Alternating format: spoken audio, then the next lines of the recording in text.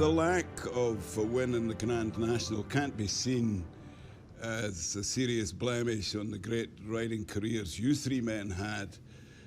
It's an unfortunate omission. Second was the closest I got, and that was a 33-to-1 shot. But we both rode rag trade. I rode him the year before we won, before John Burke rode him.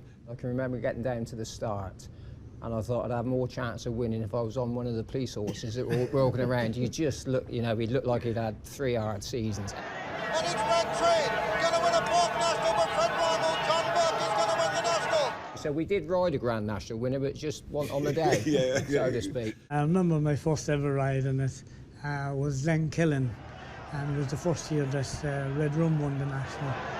Glenkillen's a faller, Proud Percy's a faller with that one also. I fell at the chair and Red Rum went on to beat Chris. People over the years had different ways of riding around the Grand National. Dad rode in the 50s. 8-year-old Oxo, exercising here in the competent hands of Michael Scudamore. Dad won the National in 1959, so it was always a big part of my family. Coming up to Beechers for the second time. If you see Dad, he rides Oxo. Tim Brookshaw's on Winburn, and he lands over the beach the second time, Tim Brookshire, and his iron breaks. Keep watching Oxo with jockey in green silk and pink cap. But remember that Wineborough's jockey broke a stirrup-iron at Beechers, so he finished the race with only his knees and balance to keep him in the saddle. Somebody said to me that Fred Winters was the greatest riding performance when he rode Mandarin round. And the bit broke. The bit broke. Yeah. But somebody said, no, Tim's was the greatest riding performance, because Tim could have pulled up. Fred had no choice, he had to keep going. But Mike Scudamore still safely aboard. Victory for Oxo by a length and a half. My first ride was on a horse called Cardinal Error, very little experience. Fred Winter said you can ride him. I'd won on him at Kempton. We got to the third, and I thought, should I go left of his inside? And Lime Street fell and brought me down. I think I only fell in one national, and I fell on... How many rides did you have then? 1? 13 rides. I got round 9 times, yeah. Did you? Yeah. Slowly, but... Yeah. Slowly, yeah. Yeah. These from a stable at Lambourne, Berkshire, hub of jumping's main training area, are trained by Fred Winter. Considering your strong connection with Fred, it was a wee bit unlucky in your case, John, that his success in the training part of it came so early. I mean, first 2 seasons he trained consecutive winners of the National, didn't he? Yeah, absolutely. Yeah, he's still J. Trump and Anglo. Still the only man to have ridden the winners of the Grand National, the Champion Hurdle, and the Gold Cup. We're joined by Fred Winter. Fred, you've seen him down the years. Arkle there. Can we compare Borough Hill lad to him? Well, in my own opinion, no. I only rode for him for a couple of years, but he was just an extraordinary man, and very few words, wasn't he? I mean, yeah, very few, yeah. You got on very well with him, didn't you? Well, because we had very few words, actually. Everybody said he was the worst schooling jockey. Did you school over National Fence at home? At home, no. Well, I used to build fences every year, and Don't Push It was a bit of a crackerjack, really. Box walker, weaver and everything. Out towards the outside, Tony McCoy on Don't Push It. Reg used to come in and build the fences, Reg Lomas, and Reg was sick this year and he didn't build them, and he went and won the National. Well, never schooled over a fence. Never seen I suppose you told AP he had. He told him he was brilliant. Told him he was brilliant. Yeah. Yeah, it's a natural.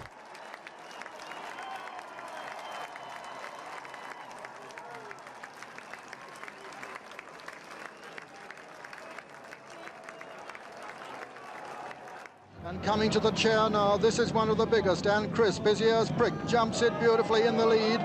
Crisp gave what I'm sure must be the greatest display of jumping ever seen in a National. Oh, undoubtedly. Crisp over it in tremendous style. He was a 2-mile champion chaser. Everybody showed the finish, but what he did for the 4 miles previous to that, he jumped them like they were hurdles. And at the line, Red Rum has just snatched it from Crisp, and Red Rum is the winner. Everybody blamed Richard Pittman, said he should have won on him. No, Richard's always hard on himself. Richard gave him a fantastic ride. Well, when you're riding, you think that's all that matters, don't you? Yeah. Yeah, I need winners. I have to have winners, like, you know. Yeah. But when you give it up, you think, what was that about? Yeah, and in many ways, it's not healthy. You know, I think a lot of lads today, it's racing 12 months of the year, and they're so focused on it, it's not good. Things get out. Chill out a bit. Yeah, chill out, and they've got to put things in perspective. Sea Pigeon and John Franken coming there very strongly. John in my opinion, changed the sport as much as anybody. You came along and you changed a lot of people's attitude in the thing. To be a professional, to get a house out of it. I was really lucky. I benefited from Richard Pitman. He could see that riding wasn't everything. He used to take me with him. When he wasn't riding, let John ride it. But that kind of thing wouldn't happen today. No, it's just all too professional. It's all agents now, isn't it? I'm amazed how many lads I can see on a Thursday and I say, what are you riding tomorrow? Yeah. And they don't know. No, I know. Unheard of in our day, wouldn't it? Because they're agents. You'd That's know just a week agents. You'd know a week ago. You'd know a week ahead. Yeah. And although you probably hadn't consciously thought of it, but in your mind, you've already half planned how you're going to ride it. And it's not good or bad. It's just different that we we do. I mean, I doubt if you speak to a jockey. Our jockeys, we don't speak to them. It's the agents we speak to all the time, which is a complete change. They know what's being declared and what's going where and whatever, so you get all the information. Well, you've seen both from sides, them, so is it more helpful to have an agent, or...? It probably is today because there's more racing, isn't there? I understand that the great McCoy AP was actually considering making an exception to his life of ease by coming back to ride more of that in the Gold Cup. Was that a real possibility? He came and rode in the school one morning, and then he came back and he rode in work. And the horse was in great form going to Cheltenham, and obviously Barry was out of action. So we were ribbing him that, he should be coming back, and he wouldn't have got a better steering job, really. But, did you put him on the scales? We didn't get that far. He just did have a boiled egg, and he only had half his breakfast that morning, so he maybe did give it a little bit of thought. That was a KFC that on the way to you, I expect, that did the damage. I wonder if, having drawn a blank in the Nationals, still rankles. Was there ever any time when you thought, I might win this thing, or was it strictly survival? Certainly never at any stage of the race was I ever going to win any of them, no. The only time I thought I was going to win was on a horse called Golden Rapper. As they jumped that one, Golden Rapper from Churchtown Boy.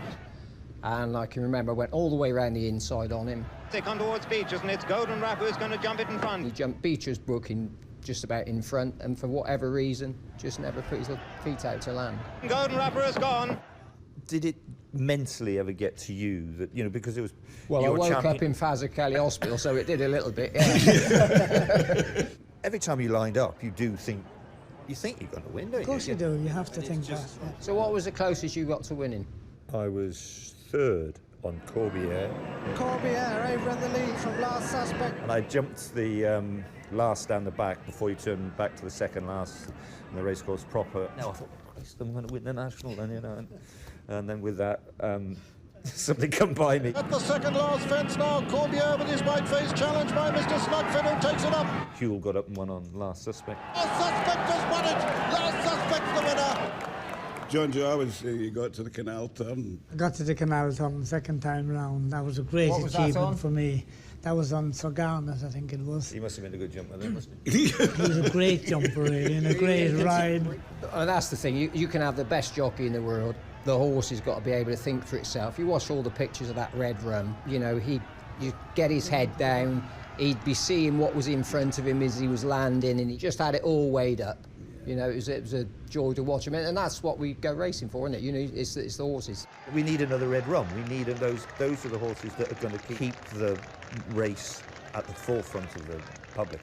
The National and the FA Cup were the great sporting events of Great Britain, and now there's so many sporting events, the National just fits in as another race. Do you think the adjustments over the years have made it less of a lottery? Years ago, it was a proper test, and now, because the fence is quite rightly through, public don't want to see horses getting injured, and nobody wants to see them getting injured, but it's taken the test away. I don't think the test is nearly as severe as it used to be. It's still a fantastic race. Class horses win it. Tony McCoy, JP McManus, John Joe O'Neill, don't push it, won the National. Are you going to have another National winner this year, John Joe? Well, I've got a good chance. I've got a good horse, more of that. He's a class horse, really. He's pretty accurate jumper. Will he finish behind yours, Peter? One for Arthur. He's probably an old type of Grand National horse. Got massive scope. If you were given the choice of those two horses, which one? To ride, listen, if you wind the clock back 3 years, I thought that more of that was going to win a Gold Cup, but to me, he just hasn't shown enough. I'd rather...